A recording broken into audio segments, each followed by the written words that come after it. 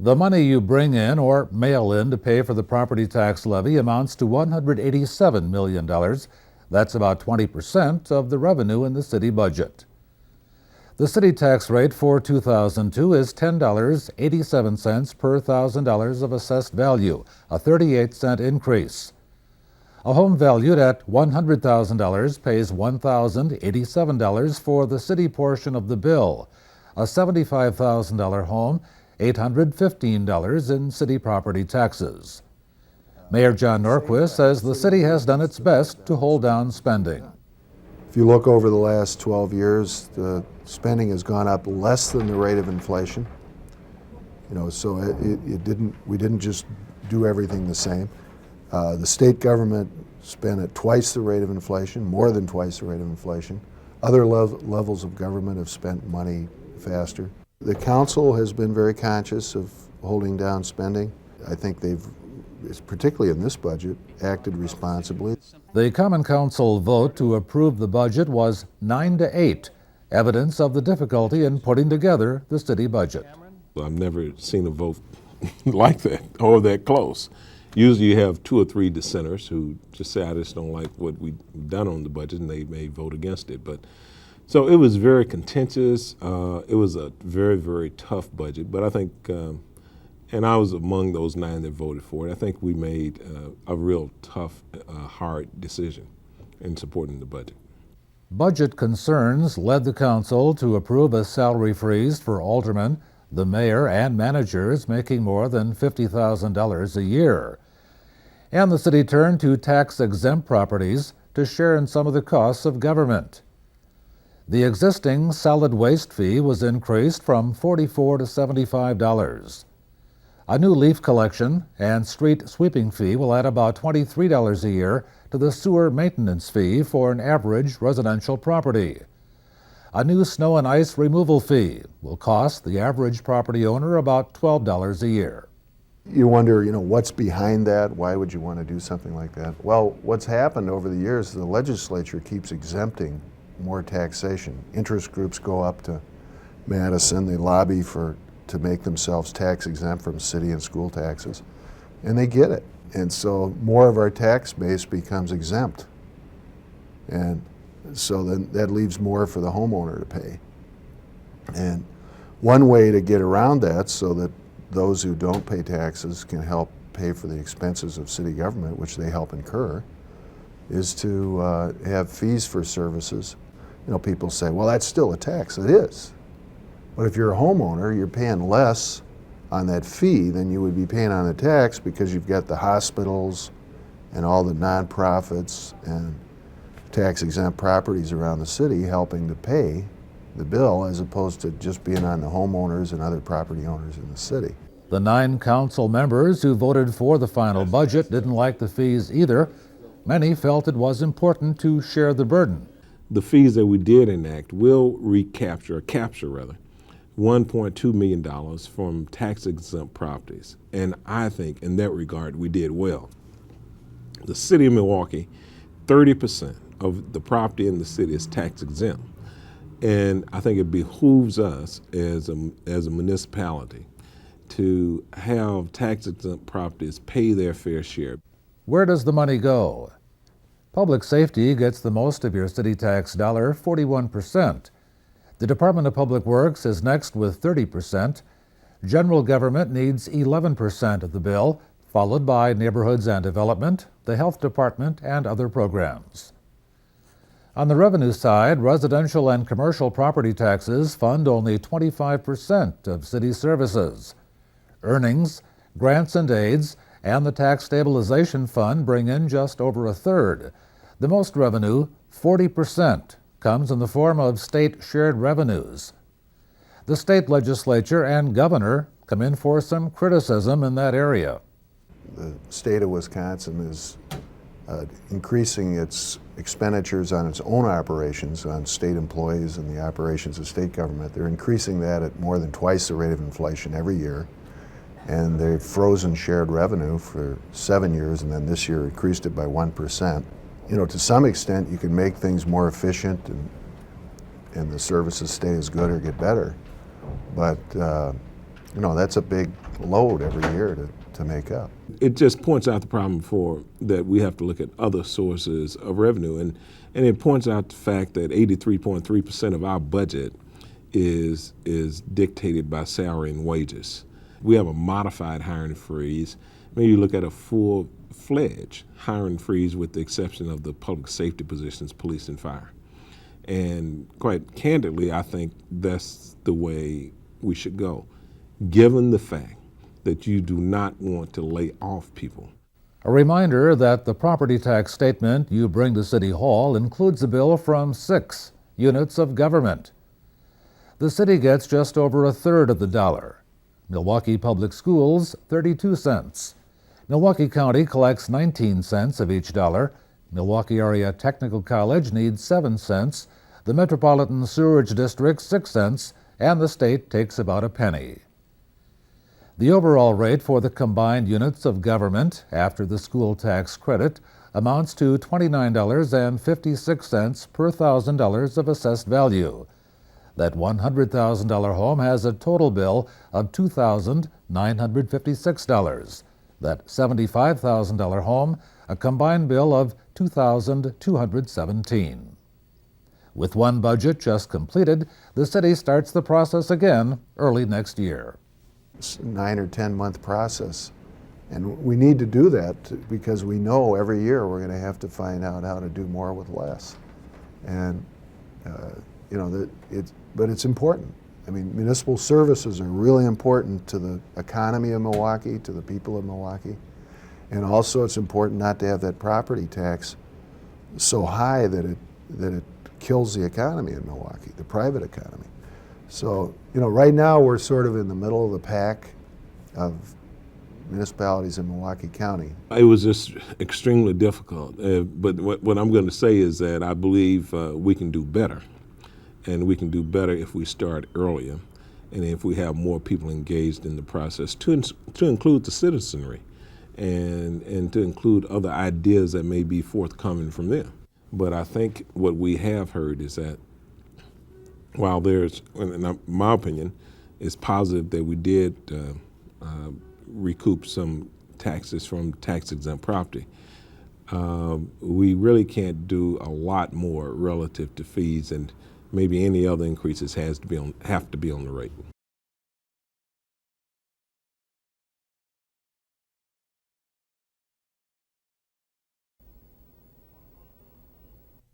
This is the first class in the series of computer classes offered here at the King Library. This is the class that will really lay the foundation for all of the other sessions. So we'll start from the very beginning. This fall alone, the library expects to help some 1,600 people in 183 computer classes. The grant-funded classes, including 24 this year in Spanish, started in 1999. They've already provided basic computer skills to more than 10,000 people. We do get a lot of seniors that come, especially during the day, that really want to learn about the new technology. Suddenly their grandkids and adult children have computers and email accounts, and they want to begin to communicate with them, especially if they live out of town. We also do get people that are working and just want to update their skills and use that new experience for seeking other jobs or promotions.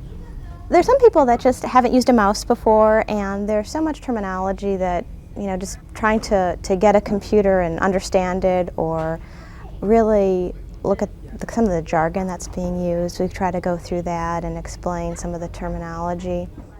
Terminology like CPU, hard drive, and bits and bytes. The way we do. When we, for instance, would type a letter, we see letters as we are hitting the keys on your keyboard.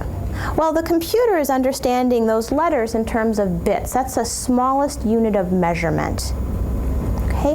8 bits is equivalent to 1 byte, which is equivalent to 1 character on your keyboard. So, for example, the letter A would be 1 byte. Another question many ask, why is the hard disk called floppy? Because when you open it inside, it's floppy. I'll pass this around for you. The protective case is just really one way of keeping dust and dirt from touching that piece of plastic. 15 trainers, volunteers, and interns from UWM School of Information help with the computer training programs. They get plenty of positive comments from the students who represent all ages and ethnic groups. I found that the internet and using the internet, it's more than you can imagine what you can find out on the internet. I've done a lot of research on diseases, about medicine, different medicines, and most of all, I did some research on some of the aldermen, people like that. Well, I wanted to come down to see what it was all about because I'd never been in a computer class before, so I still can't get a good hang on it yet. Were you concerned about the technology too? Did it frighten you a little bit? Yes, it sure did. Yeah, but I was glad to come though. Mrs. Harris says she's had some problems working with the mouse, but is really enjoying being able to email her daughter in Texas. What's interesting is, especially with communication, once they feel more comfortable on the computer, and especially once they get a free email account, it's interesting some of the things that they've been able to do with that. We had a patron who is now able to communicate with her deaf sister over email, and she wasn't able to do that before. I know last week there was a gentleman who was able to see his granddaughter for the first time. So she was just born, and his son sent a picture over, and he was able to see her over email here at the library. So there are definitely some very interesting stories. People that have gotten jobs because now they have training. There's a lot of seniors that are even looking for work. So they've retired, taken some classes, and now have gotten some part-time jobs. Classes are all targeted at beginning users and range from computer basics to more specialized classes. Call 286-3070 for information on the next series of classes, which begin in January. If you have internet access, you can also check the library website. It's definitely important. I mean, computers are becoming so essential in terms of accessing information. So much is now available on the internet.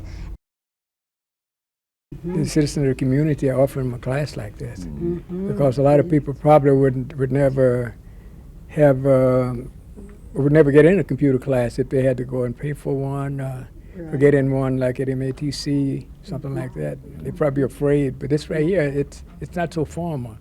It's kind of informal, like a home setting. So this is good. I think we should have a lot more of these.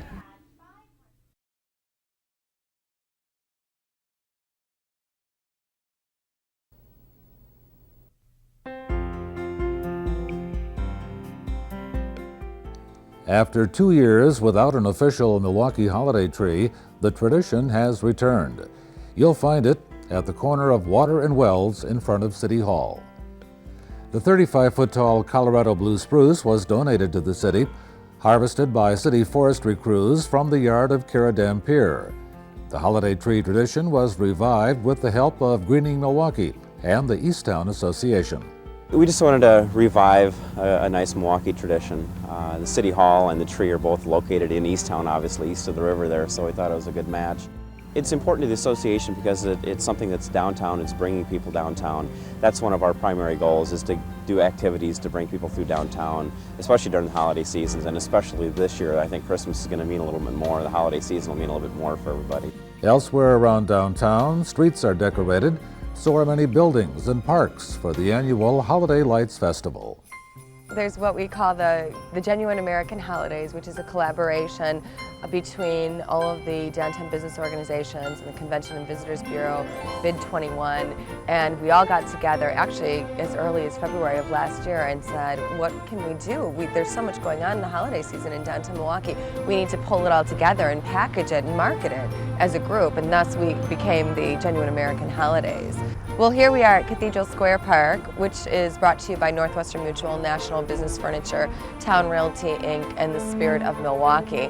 And it is home to the big, giant red teddy bear, thus Teddy and Friends. And if you look around, there are a variety of other teddy bear themes. A teddy bear in a hot air balloon, a teddy bear with a stocking, a teddy bear with a Santa snow cap on, a gingerbread house, a teddy bear hauling gifts. It's a wonderful, very large animated park. And I think this is probably one of the more popular destinations just because of the central location of the park. Here Marquette Park theme is the North Pole, and that is sponsored by Potawatomi Bingo Casino. And that park features a variety of elf scenarios animated. 2 elves that are up on scaffolding, another elf that's painting, another elf that's hammering, and then we have the giant Santa Claus over in that park. And it's really wonderful. It's on a beautiful setting on the Milwaukee River with a great backdrop of the Marcus Center for the Performing Arts. At Zeidler Union Square, which is brought to you by Wisconsin Energy Companies, the theme is Frosty's Winter Jubilee. And throughout that park, you see Frosty the Snowman, of course, and his girlfriend and his other friends, and some of them are playing sports, some of them are just waving to you as you pass by. And it makes for a wonderful, wonderful, very quaint, old-fashioned setting in that park, just because of you know, the scale of the buildings around it and the small gazebo in the center. It's really rather wonderful. This overall Milwaukee Holiday Lights Festival is brought to you by the Milwaukee Journal-Sentinel and Fox 6. We've got about, I would say probably about 85 properties that have now taken the opportunity to light their roof lines with white light rope. It makes an impact, and it shows you once again how interested the property owners are and how excited they are about participating to make this holiday season a great one. Our Clean Sweep Ambassador crews have been working very, very hard. They do all the light lighting in the trees, and they install all the displays in the park, and they do a really wonderful job. And on those cold winter days, they're out there making sure that all the light bulbs are fired up and that they're working and that there's moisture that you know is not getting into the fixtures, and that they're burning so that everybody can enjoy them when they come visit us in downtown. The Holiday Lights Festival continues through January 13th. Pick up a brochure at many area locations or call the Business Improvement District at 220-4700. The new shops of Grand Avenue also invite you to stop in. Actually, this year, the shops of Grand Avenue have done a wonderful, wonderful job with their animations in their window displays along Wisconsin Avenue. It's beautiful now. The Boston store has just recently reopened. They've recently completed their renovations of that store, and now they have floor-to-ceiling windows and wonderful Christmas displays in them. And then along Wisconsin Avenue, we also have the swags, we have wreaths, we have decorations on the skywalk, and then some of the individual businesses have decorated as well. In addition to all those great outside window displays, the Grand Avenue has really put in there an attraction that you are not going to want to miss this holiday season. It's Leonard Bernstein and his orchestra of 18 bears. Jingle bells, jingle all the way. Oh, what fun it is to ride in a one-horse open sleigh. Jingle bells, jingle all the way. Oh, what fun it is to ride in a one-horse open sleigh. Maestro Leonard Bernstein and his Animated Bears Symphony Orchestra perform 43-minute programs during mall hours. The setting for their traditional holiday songs, a gigantic 43-foot castle. This is the 3rd year of our Holiday Lights Festival, and it has become a tremendously huge success, and we figure we bring really hundreds of thousands of people to downtown Milwaukee, not just for the lights, but for all the other activities that occur. You'll find transportation aboard the Jingle Bus during the Holiday Lights Festival. $1 gives you unlimited rides with public ambassador tour guides. So the invitation is out. The city and its businesses invite you to experience the vitality of downtown Milwaukee during the holiday season. A lot of people don't come downtown. I'm amazed by the number of people that have said, oh, we haven't been downtown for 15 years. There's this perception that it's not clean or it's not safe. And that's what everybody, all the associations downtown are working together on to make sure people know that it is safe, it is clean, and there's a lot of things to do and see down there. You know, it's a great community and civic thing, and I think it's wonderful for the city's morale. I mean, everybody wants to be proud of their city for the holidays. You want to know that when you bring friends and family into town, that your city and your downtown is something that you can be proud of and that you can show off. But in addition to that, the economic impact that it has. There's so much to do. There are places to park. There are a lot of activities going on. It's very affordable. It's a wonderful destination. Come on downtown for the holidays.